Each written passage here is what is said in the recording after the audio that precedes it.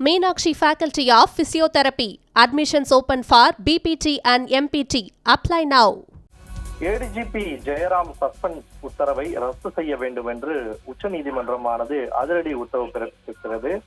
மூத்த காவல் அதிகாரி ஏடிஜிபி ஜெயராம் போலீஸ் விசாரணைக்கு முழு ஒத்துழைப்பு தருவார் என்றும் உச்சநீதிமன்றம் கூறியிருக்கிறது. சிறுவன் கடத்தல் வழக்கில் கைது உத்தரவுக்கு எதிரான மேல்முறையீட்டு மனுவை இந்த விசாரணையில் உத்தரவிட்டிருக்கிறது.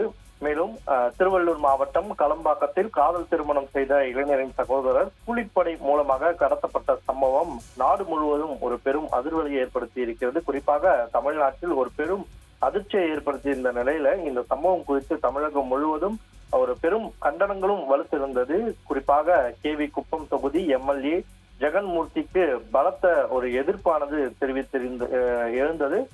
இதில் ஏடிஜிபி ஜெயராமன் உள்ளிட்டவருக்கும் தொடர்பு இருப்பதாகவும் கூறப்பட்டிருக்கிறது.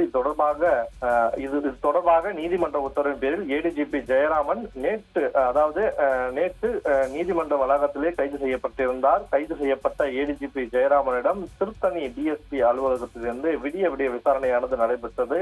இதையடுத்து ஏடிஜிபி ஜெயராமனை பணியிலிருந்து உடனடியாக சஸ்பெண்ட் செய்யுமாறு தமிழக அரசுக்கு காவல்துறை பரிந்துரை செய்திருந்தது. காவல்துறையினரின் பரிந்துரையின் பேரில் ஏடிஜிபி ஜெயராமனை சஸ்பெண்ட் செய்து உள்துறை செயலாளர் அதிரடியான உத்தரவை பிறப்பித்திருந்தார். இந்த நிலையில்தான் சிறுவன் கடத்தல் வழக்கில் தன்னை கைது செய்ய நீதிமன்றம் உத்தரவிட்டதை அடுத்து ஏடிஜிபி ஜெயராமன் தரப்பிலிருந்து உச்சநீதிமன்றத்தில் மேல்முறையீடு செய்யப்பட்டிருந்தது. இந்த மேல்முறையீட்டு வழக்கை விசாரிப்பதற்கு இன்று பட்டியலிட்டு விசாரிப்பதாக உச்சநீதிமன்றம் தெரிவித்திருந்தது.